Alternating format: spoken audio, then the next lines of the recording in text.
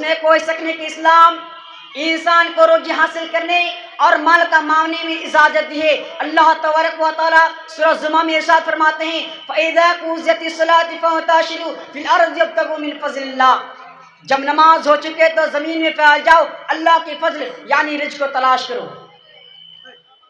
اللہ تبارک و تعالیٰ سورہ قصص میں فرماتے ہیں وَلَا تَنْسَ نَصِيبَكَ مِنَ الدُّنْيَا، تمہارا حصہ جو دنیا میں اس سے نہ بھول جاؤ۔ لیکن اسلام کمائی کے سلسلے میں، کمائی کے دور میں خاص طور پر دو باتوں کا ہدایت دیتا ہے۔ پہلے کہ انسان جو کمائے وہ خود محنت و مزدوری کرے، دوسرا کہ آگے ہاتھ نہ پھیلائے۔ دوسرا کہ انسان جو کمائے وہ حلال ہو، حرام کمائی نہ ہو۔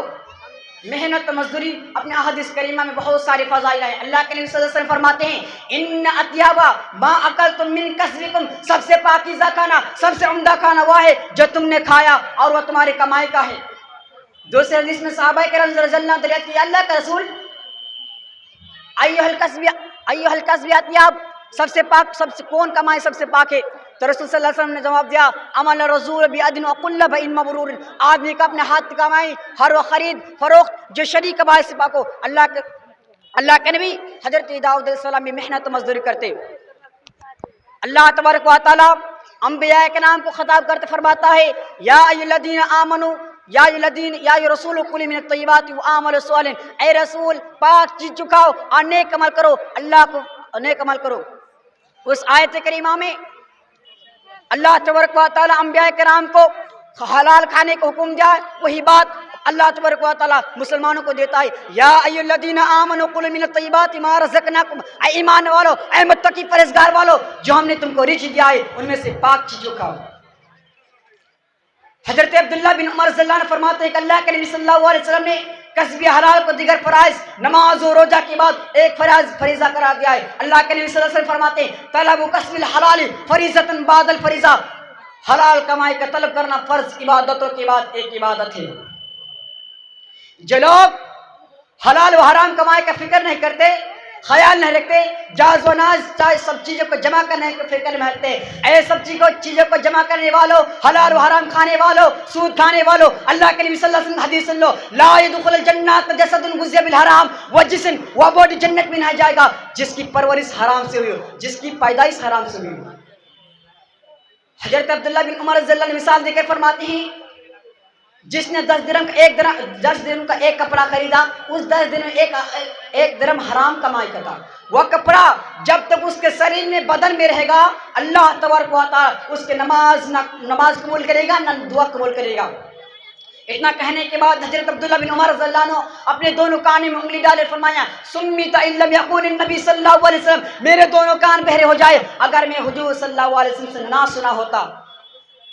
سوچئے کیسے رونگٹے کھڑی کر دینے والی بات ہے۔ اس کے بعد بھی اگر ہمیں ہوش نہ آئے، ہم حلال و حرام، جائز و ناجائز، تمیز کے بغیر ہم حلال تمیز کے بغیر کمانے کھانے میں لگے رہے کہ ہم پر رسول صلی اللہ علیہ وسلم کا زمانہ، رسول صلی اللہ علیہ وسلم کا سچ نہ آئے گا۔ اللہ کے نبی صلی اللہ علیہ وسلم فرماتے ہیں یاتی علی الناس زمان لا یبالی المرء اخذ من الحلال ام من الحرام، لوگوں پر ایک زمانہ ایسا آئے گا کہ اس کی پرواہ نہ ہوگی جو اس نے لیا وہ حلال ہے یا حرام۔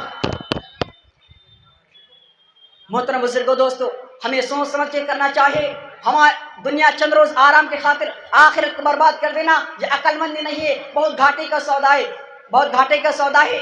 ہمیں حلال کمائی کا فکر کرنی چاہیے، حرام سے بچنا چاہیے۔ ہمارے پاس جو دولت ہے، مال ہے، انہیں دیکھنا چاہیے وہ حلال ہے یا حرام، جائز طریقے سے ناجائز طریقے سے۔ میرے دوستو، اس وقت میں حلال و حرام کا تفصیل بیان کرنے کے نہیں کھڑا ہوا ہوں، میں تو اس کے نفع نقصان، ثواب و عجاب اس سے متعلق مختصر سی روشنی ڈالنے کے لیے کھڑا ہوا ہوں اور یہ بتا دینا ضروری سمجھتا ہوں ہمارے معاشرے کے اندر، ہمارے سماج کے اندر ایک حرام کمائی سود کا بہت رواج ہو گیا۔ لوگوں نے مختلف اور مختلف ناموں سے اسے رواج کرے۔ کیا ہے؟ سود بہت بڑا گناہ ہے، اللہ تعالیٰ کے سخت سزا ہے۔ اللہ تبارک و تعالیٰ فرماتے ہیں الذین یأکلون الربا لا یقومون الا کما یقوم الذی یتخبطہ الشیطان من المس، جو لوگ سود کھاتے ہیں کل قیامت کے دن کل قیامت کے دن اس طرح اٹھیں گے جیسے وسط جسے شیطان نے خبتی بنا دیا، ناسمجھ بنا دیا ہو۔ اللہ تبارک و تعالیٰ دوسرے آیت میں فرماتے ہیں یا ایھا الذین آمنوا اتقوا اللہ وذروا ما بقی من الربا ان کنتم مؤمنین فإن لم تفعلوا فأذنوا بحرب من اللہ ورسولہ۔ اے ایمان والو، اللہ سے ڈرو اور سود کا جو بقایا ہے اس سے چھوڑ دو. اگر تم مومن ہو, اگر ایسا نہ کیا تو اللہ اور اس کے رسول کے ساتھ جنگ کرنے کے تیار ہو جاؤ. اس آیت کریمہ میں سودی کاروبار کرنے والا اللہ اور اس کے رسول کے ساتھ جنگ کا اعلان کرتا ہے. اس سے زیادہ خطرناک بات کیا ہو سکتی ہے کہ سودی کاروبار کرنے والا اللہ اور اس کے رسول کے ساتھ جنگ کا اعلان کرتا ہے. اللہ تبارک و تعالی فرماتا ہے یا ایھا الذین آمنوا لا تاکلوا الربا اضعافا مضاعفۃ واتقوا اللہ لعلکم تفلحون. اے ایمان والو اللہ سے ڈرو اور اے ایمان والو سود بڑھا چڑھا کر نہ کھاؤ. اللہ سے ڈرو اور تاکہ تم کل قیامت کے دن کل محشر کے دن کامیاب رہو. اللہ کے نبی صلی اللہ علیہ وسلم سودی کاروبار کرنے والے 4 لوگوں پر لعنت بھیجی ہے. سود کھانے والے, سود کھلانے والے, سود کا معاملہ لکھنے والے, سود کے گواہی دینے والے, ہر ایک پر اللہ کے نبی صلی اللہ علیہ وسلم لعنت بھیجی ہے. ایک حدیث میں ہے کہ سود جان بوجھ کا سود کا 1 درہم کھانا 36 مرتبہ زنا کرنے سے زیادہ بڑا گناہ ہے. دوسرے حدیث میں گناہ کے اعتبار سے سود کے 70 درجے ہیں, ان میں سے سب سے نچلا درجہ, سب سے کم درجہ, سب سے کم گناہ وہ ہے جو اپنی ماں کے ساتھ نکاح کرے. نعوذ باللہ. رسول صلی اللہ علیہ وسلم معراج کی رات کو کچھ لوگوں کو دیکھا کہ ان کے پیٹ گھروں کی طرح بڑے بڑے ہیں. تو رسول صلی اللہ علیہ وسلم دریافت کی یا اللہ کا, حضرت جبرائیل علیہ السلام سے دریافت کا یا کون لوگ ہیں؟ تو حضرت جبرائیل نے کہا یا وہ لوگ ہیں جو سود کھاتے تھے. محترم حضرات, یا سود خوروں کا انجام یعنی اس کا کمائی کا انجام اللہ اور اس کا رسول کے نزدیک حرام کمائی ہے. لہذا ہم سب لوگوں کو ہوش آ جانا چاہیے اور سچ دل سے توبہ و استغفار کرتے ہوئے ہر طرح کے حرام کمائی چھوڑ دینی چاہیے. اللہ ہماری نیت اور پختگی کو استقامت عطا فرمائے. اللہ ہمیں سودی کاروبار کرنے سے بچا, حلال کمائی کی توفیق عطا فرما, حرام کمائی سے بچا اور جائز طریقے سے کمانے کی توفیق عطا فرما. آمین. وآخر دعوانا الحمدللہ رب العالمین.